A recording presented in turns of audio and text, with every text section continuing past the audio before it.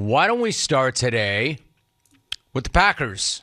Hey, Packer fan, judging from you, at least those of you that call this show, those of you who email this show, those of you who tweet at this show, those of you who beef on this show, those of you who leave comments on our YouTube channel, it definitely seems to me, looking at all of that, at least that sample size, that Packer fan is beyond ready for the Jordan Love era. Hey, by the way, you heard me correctly. Did you even know we have a YouTube channel? We do. We have a YouTube channel. What? We do. Alvy, we do. I said it. What? Yeah, I said it. Yes, we have a YouTube channel. In fact, we've had a YouTube channel. And we have free content going up every single day. So good news for you. You might not have known that. In fact, I know you didn't know that. It's at Jim Rome Show. At Jim Rome Show. Go over there, subscribe. In fact, find an Aaron Rodgers take, then hit like and leave me a comment. So, based on all of that, if you're a Packer fan, odds are that comment's going to be something like, good riddance, and all aboard the Jordan Love train, or enough of all the drama, it's Jordan Love's team right now, or don't let the door hit you, Aaron, it's Jordan Love time. Well, that part is definitely true. It is Jordan Love time. Time for Jordan Love to show the world that he was worth all of this. All of this, that he was worth blowing everything up for, that he was worth trading up for, that he was worth a first-round pick, and that he is, in fact, a worthy successor to the worthiest successor in the history of the game, because that's why they drafted him in the first place, to take over for Aaron Rodgers. That's why they took him. Or they would have informed Rodgers that they were taking him, but they didn't. So, Aaron himself had enormous shoes to fill, and he did, and then some. So now it's Jordan Love's turn to try to continue that decades-long tradition of Hall of Fame quarterback playing Green Bay. But, what do the Packers really have in Jordan Love? Do they even know? How could they know? They may think they know, but there's no way they could, because the guy still has not done anything that has mattered in any situation that has mattered. Now, I'm not saying that he hasn't gotten better. I'm not saying that he hasn't improved in the 3 years that he's been there. I mean, how the hell could he not, right? Just don't tell me, Packer fan, that you know what you have in this guy, because you don't. And don't tell me they know what they have in this guy, because they don't. Yeah, right, Rome? Right, Rome, but obviously they think they have something, or they would not have let Rodgers go in the first place. All right, fair, I guess. Either that, or they're really just sick of Rodgers, and they needed to get him out of the building. Packer fan, be careful what you wish for, and remember what you had. Hear me again. Be careful what you wish for, and remember what you've had. 3 decades of uninterrupted Hall of Fame play under center. So, Love may be better now than he was when he arrived, but he's now stepping into a near impossible situation. So don't act like you know it's all good. Don't act like he's ready, and this transition from one Hall of Famer to another to, well, Jordan Love is going to be seamless, because it's not. Why do you think his own head coach, Matt LaFleur, went way out of his way to tell Packer fan yesterday to RELAX when it comes to Love? Hey, Packer fan, that's got to inspire a hell of a lot of confidence. You got to be feeling pretty good about that, right? We all need to temper our Jordan Love expectations. Is that what you just said? We all need to temper our Jordan Love expectations. The hell we do, Matty. The hell we do. Nobody is interested in tempering anything. Nobody is interested in tempering any Jordan Love expectations, least of all Packer fan. This dude better be good. This dude better be worth all of that fallout that started maybe 7 seconds after Roger Goodell called his name on draft night. No kidding, quote, it's gonna be a different role for him this year. Right. He's the guy.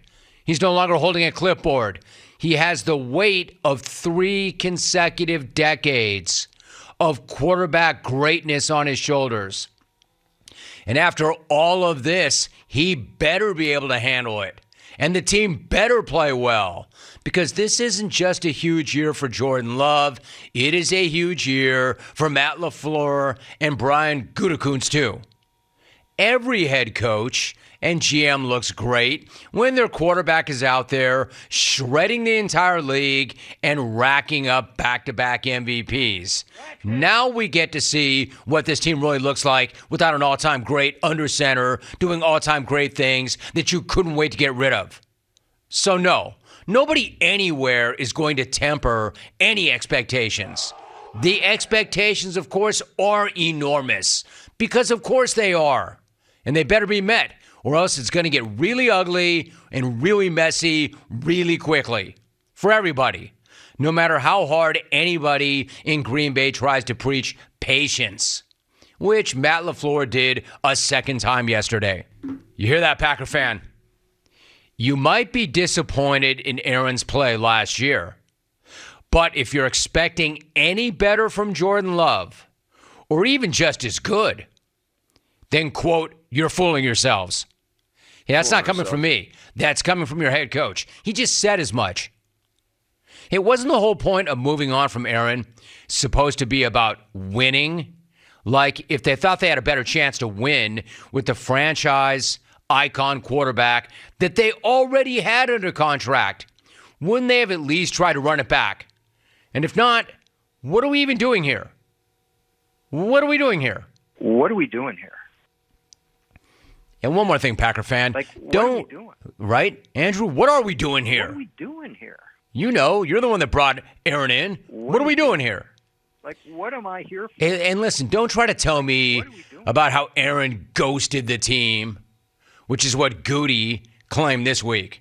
If Goody really wanted the dude back, he would have made that really clear. But does anybody anywhere really believe that Goody really wanted that dude back? And listen, I want to be so clear about this. If he didn't want the dude back and decided that it was time to move on, and they want to turn the team over to their young gun that they gave up so much for, great.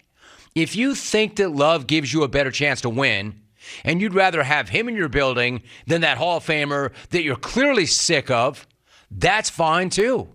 That's your call. But don't make that call and then tell all of us to settle the hell down and to temper our expectations, right? This isn't Pee-wee ball. It's the NFL. And we've just seen 3 decades of some of the greatest quarterback play ever. And you made the call to move on from that. So hell no, no one is tempering their expectations. It's go time, and this dude has got some enormous shoes to fill, so let's see what he's got and stop covering for him before he actually steps onto the field. For real.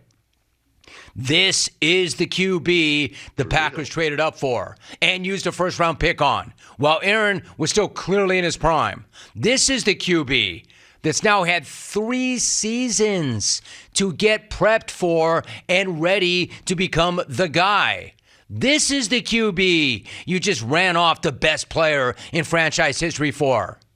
A franchise icon that could easily still be in the MVP conversation and playing deep into the playoffs for another franchise next season.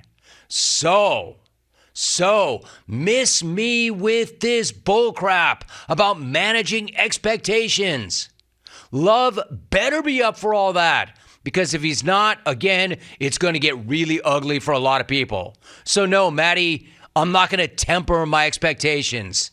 Even if you are about to move on to a quarterback that the great Andy Reid has never even heard of. Still can't get enough of that clip. We'll never, ever get enough of that clip. Not only does Big Red have absolutely no idea who Jordan Love is, but they're only asking him because he's the only head coach who's had to prepare for a Jordan Love start. Who's that? Because Love has one career start. against Andy Reid's Chiefs. And that one start apparently made such an impression on Andy, who's forgotten nothing, that he forgot who Jordan Love was. Apparently that start and that player were entirely forgettable. But from what he does remember, he thought he was pretty good. Then again, as funny as that is, it sounds like Andy Reid is higher on the dude than Matt LaFleur is. And Andy Reid doesn't even know who he is. Either way, Matty, you're wasting your time. Because no one is tempering anything. Y'all got what you wanted. Fine. Great.